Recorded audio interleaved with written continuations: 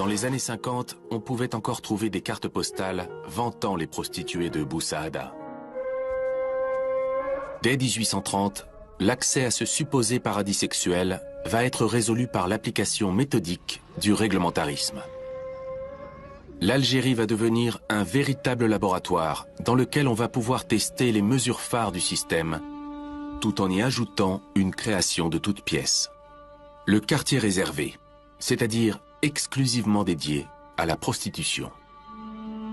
Et donc ces quartiers réservés vont devenir de véritables usines à vices, comme on les appelle à l'époque, c'est-à-dire des villes, des quartiers clôturés de murailles avec un poste militaire ou policier pour en garder l'entrée, dans lequel sont réunis, nous dit-on, l'ensemble de la prostitution officielle d'une ville.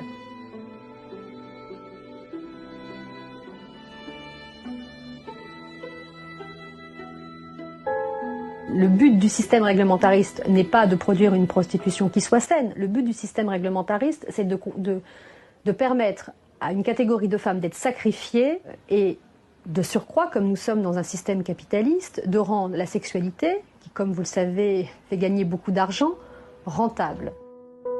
La colonisation et les guerres coloniales ont été vraiment des fabriques d'une nouvelle virilité. Or cette virilité, elle s'exprime de deux manières.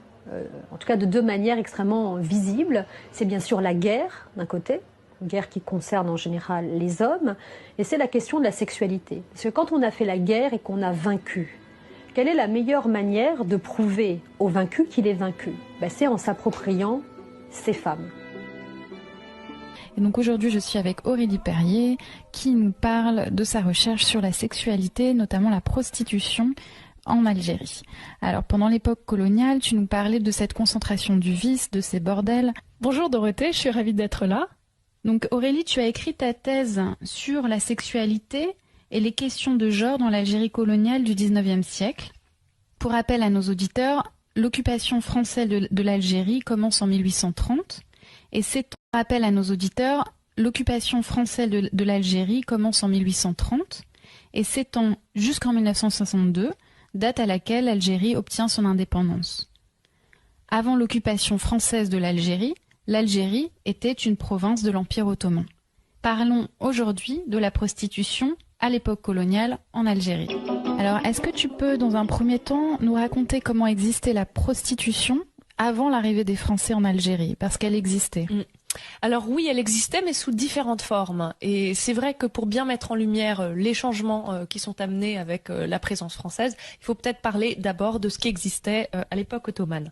Donc les prostituées étaient vraiment faisaient partie intégrante de la société et elles n'avaient pas donc elles ne souffraient pas de stigmatisation. Et c'est quelque chose qui change avec donc l'arrivée des Français en Algérie et notamment si tu peux commencer par nous raconter pourquoi en fait il a fallu pour les autorités coloniales réguler la prostitution dès leur arrivée.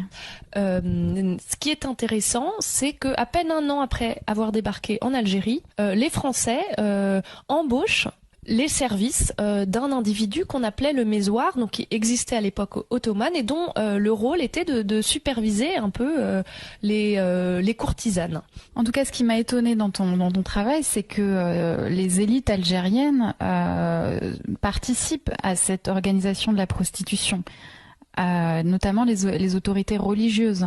Voilà, donc j'ai parlé en premier lieu du mésoir, qui a initialement accepté de travailler pour les Français, donc de donner le registre des femmes courtisanes qu'il avait inscrites.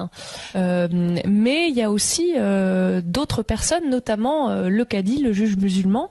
Donc on sait qu'il y a eu quand même un certain aller-retour entre les élites religieuses et puis la police des mœurs, qui interroge un peu parce qu'on a tendance à penser que ça aurait pu être que le reflet d'une volonté finalement française, mais effectivement, comme tu le notes, c'est surprenant de voir qu'il y a cette connivence entre les élites algériennes et françaises. Alors